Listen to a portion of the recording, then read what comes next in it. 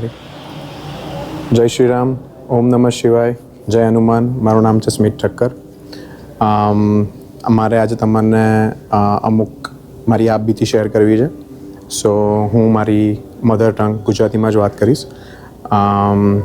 હું આ દેશમાં અમેરિકા કન્ટ્રીમાં હું જાન્યુઆરી 2021માં આવ્યો એઝ અ સ્ટુડન્ટ વિઝા ઉપર. I have lost my parents at very early age. હું જ્યારે 17 વર્ષનો હતો ત્યારે મેં મારા ફાધરને ગુમાવી દીધા.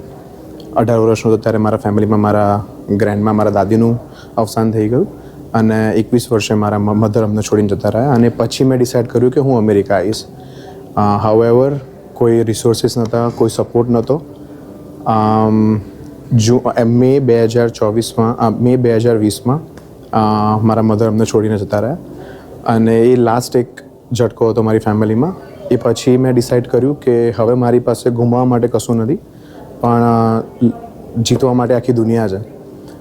પણ એ કોન્ફિડન્સ લાવવા માટે મેં શરૂઆતમાં જવાનું ચાલુ કર્યું ઇન્ડિયામાં, હનુમાન મંદિરમાં. અને હનુમાનજીની અસીમ કૃપાથી મને ધીમે ધીમે રસ્તાઓ મારા ખુલતા ગયા અહીંયા આવવા માટે. અનકન્ડિશનલ લોકોનો ફેમિલીમાંથી સપોર્ટ મળવાનું ચાલુ થઈ ગયો, જે એક્સપેક્ટેડ નહોતું. અને ફાઇનલી મને ફેમિલીનો સપોર્ટ મળ્યો અને વિઝા માટેની ડેટ મળી. જે વખતે ભર કોવિડ હતું, પણ સ્પેશિયલી હનુમાનજીના આશીર્વાદથી હનુમાનજીને મને અહીંયા બોલાવ્યો હતો. એના માટે ફાઇનલી મને વિઝાની ડેટ મળી. અને પહેલાં ટ્રાયલે એ સમયે વિઝા મળવા બહુ જ મુશ્કેલ હતા. પહેલાં ટ્રાયલે મને યુએસએના વિઝા મળ્યા હનુમાનજીના આશીર્વાદથી અને શિવજીના આશીર્વાદથી. હું અહીંયા આવ્યો. અહીંયા આવીને શરૂઆતના 6-8 મહિના એટલા બધા ટફ હતા. એક સમય એવો આવી ગયો કે હું છોડીને જતો રહું પાછો, કેમ કે અમુક લોકોના સરાઉન્ડિંગ હું રહેતો હતો જેનાથી બહુ જ તકલીફ પડતી હતી. ક્યાંયથી પણ સપોર્ટ કે સહારો નહોતો મળતો. અને ફાઇનલી ડિસાઇડ મેં એવું કર્યું કે હું જતો રહું છું પાછો. પણ મને મારા એક કઝિન સિસ્ટરે મને સપોર્ટ આપ્યો અને એમણે મને અહીંયા રહેવા માટે મને ખૂબ સપોર્ટ કરવાનું નક્કી કર્યું. પણ તો બી હું ઘણો બધો એકલો હતો અને ઘણું બધું એકલું ફીલ કરતો હતો. અને ફાઇનલી એક સમય એવો આવ્યો કે ફરી બધાનો સપોર્ટ મને બહુ ઓછો પડતો હતો. અને ઘણા બધા પ્રયાસો, ઘણા બધા ટ્રાય પછી મેં ફરી ડિસાઇડ કર્યું કે I think I should go back again, કેમ કે કશું જ બરાબર નથી સેટ થઈ રહ્યું. અને ભણવામાં બી બહુ જ પ્રોબ્લેમ પડતા હતા, બહુ જ તકલીફો પડતી હતી. ફાઇનાન્સીસ બી બહુ જ અઘરું પડતું હતું મેનેજ કરવા માટે. અને એપ્રિલ 2022માં હું પહેલી વાર આ મંદિરમાં અહીંયા આવ્યો, હનુમાન ટેમ્પલ ગ્લેનવ્યુ ધામમાં. અને એ મારી નક્કી તો એવું કર્યું હતું ખાલી 30 મિનિટ માટે જ આવીશ, બટ એ 30 મિનિટની મિટિંગ મારી હનુમાનજી સાથેની ટર્ન થઈ ગઈ 4 કલાકમાં. અને અહીંયા આવતા જ મને એટલા બધા લોકોએ મને મહારાજજીથી લઈને પૂજારી 2 હતા એમનાથી લઈને 2-3 મિત્ર બન્યા અહીંયા. એમની સાથે મારી આપબીતી મેં શેર કરી કે હું આ રીતે ગોથ્રુ થઈ રહ્યો છું અને મને હનુમાનજીના ધામમાં આવીને બસ બધી વસ્તુ શેર કરવી હતી. હું પહેલી વાર જ્યારે અહીંયા આવ્યો ત્યારે હું હનુમાનજીના રાઈટ સાઈડ ત્યાં બેઠો હતો. અને હજુ બી મને યાદ છે કે બેઠા મેં 5-10 મિનિટમાં મેં મારી જાતે જ રડવાનું ચાલુ કરી દીધું એમને જોઈને. અને મને કશું જ ખબર નથી પડતી કે હું શું કરું, હું શું બોલું, કેમ કે ઘણું બધું લઈને આવ્યો હતો. બોલવા માટે બહુ બધું હતું, બટ ક્યારે બી આવી રીતે ભગવાન સાથે આમ ખુલ્લીને વાત નથી કરી મેં. તો અહીંયા બેસીને મેં વાત કરી અને એ મારી વાત ઘણી બધી વાતો મેં કરી અને વાત મારી ઓલમોસ્ટ 25-30 મિનિટના સમયમાં બદલાઈ ગઈ. અને બધા જોતા હતા પણ તો બી હું રડતો હતો, મારાથી કંટ્રોલ નહોતું થતું.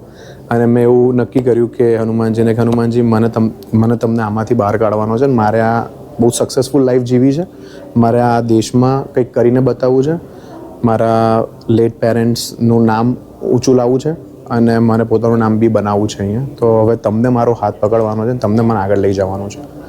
અને એ પછી અમે ડિસાઇડ કર્યું કે હું અહીંયા એવરી સેટરડે આવીશ અને અહીંયા હું થાય એટલી સેવા આપીશ. અને સામેથી હું પૂછીશ કે કોઈને કંઈ સેવા જોઈતી હોય કે નહીં, થી લઈને હું બધી જ રીતે આમાં યોગદાન આપવાનું ટ્રાય કરીશ આ મંદિરમાં.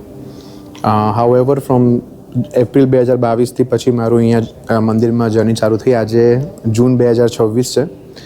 શિવજી અને હનુમાનજીના અસીમ કૃપાથી હું ફાઇનલી ગ્રેજ્યુએટ બી થઈ ગયો. મારા ફાઇનાન્સીસ બી બધું સચવાઈ ગયું. મને જોબની ઓપોર્ચ્યુનિટી બી સારી મળી ગઈ છે. અને ખૂબ ખૂબ ખૂબ પ્રાઉડ ફીલ થાય છે મને અનાઉન્સ કરતાં કે આ મંદિરમાં આવ્યા પછી મને મારું જીવન પાછું મળ્યું. મને જે જીવન જીવવું હતું એ તરફ મને માર્ગદર્શન મળ્યું. મને જેટલી બી તકલીફોમાંથી હું પસાર થઈ રહ્યો હતો એ બધી તકલીફો મારી આંખોની સામે જતી રહી અને મને રિયલાઇઝ બી ના થયું કે આ બધી તકલીફો કેમની જતી રહી.